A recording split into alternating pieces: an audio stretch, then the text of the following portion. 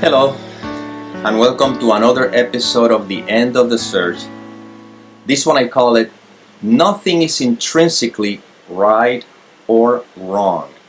Now, this has to do with a question somebody asked me. So what I'm going to do is I'm going to read the question, then I'm going to read the answer, and then I'm going to touch a little bit on the title to make sure that there's no misunderstanding. And the question is, Hi Nick, thanks for the reflections. In case you're motivated to reply, I am wondering why the mind points fingers at you when you do something, telling you that you could have done it better, thus sowing guilt. So I wonder, if the mind seems to already know how to do things right, why does it wait until it's done wrong to remind itself that there is another way to do it right? If it does everything itself, it seems like sadomasochism. Okay, so this is the quick answer I replied to that question. Because the mind isn't interested in whether you do it right or wrong. The mind only wants to make you believe that you are that separate individual, and it always looks for the error in everything to find a way to protect its false sense of identity. However, if instead of listening to the mind, you recognize that you are resting in presence, whatever is being done is neither right nor wrong. It is simply that, period. In that sense, you stop paying attention to the mind, in other words, to thought, and you rest in what you are, which is pure presence.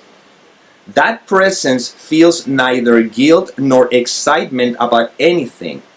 It is simply the underlying background upon which the nature of being rests at all times. Therefore, whatever you find yourself doing is just that. It is neither good nor bad, it simply is that. The mind only wants to evaluate it so that you continue to believe that you are that separate individual making decisions.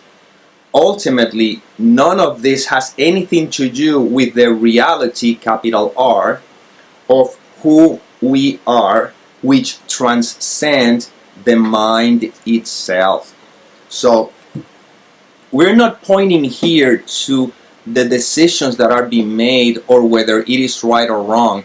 We're pointing to the fact that we are. See? We're not caught up in the details of the movie.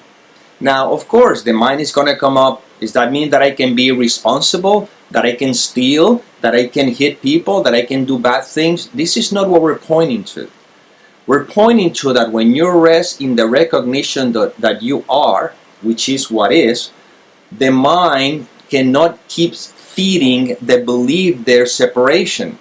If you knew that you are the wholeness, that you are one with everything, would you steal to yourself? Would you hit yourself? Would you condemn yourself if you knew that everything you're doing is to yourself?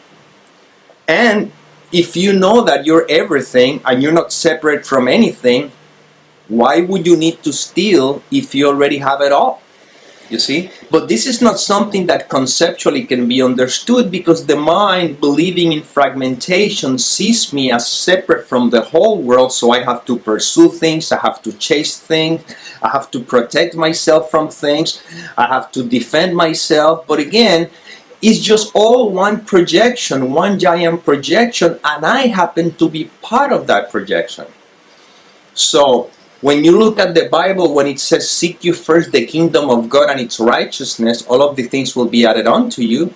Or A Course in Miracles, not only say, seek you first the kingdom, but say that I am, implying that I am the kingdom. You have recognized who you are.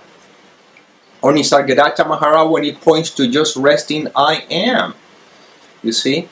If you rest in I am, the division, the belief in separation, which is a construct of the mind, it begins to dissolve on its own. You don't try to dissolve it because that'll be like the mind trying to dissolve itself. As Ramana Maharshi used to say, asking the mind to undo the mind is like asking the thief to become the police officer. It's going to follow you forever. When Ramana Maharshi talks about Atma Vichara, I think is what it called, is again pointing to see if you can find the thinker of the thoughts. See if you can find that mind. This reminds me of an old story that I didn't understand for years, but then it became crystal clear when somebody says to the master, Master, I need to pacify my mind. My mind is going me crazy. So the master said, okay, go find the mind, bring it to me, and I'll pacify it. So the student starts looking, doing some work, and he cannot find the mind. He said, oh my God, here I am blaming a thing called the mind, but I cannot find it. Thoughts appear, but I'm not thinking them. So he detaches from the content of the mind by not identifying with thoughts. And then the student goes to the master, says, Master, I cannot find the mind. And the master goes, see, there you go, it's pacified.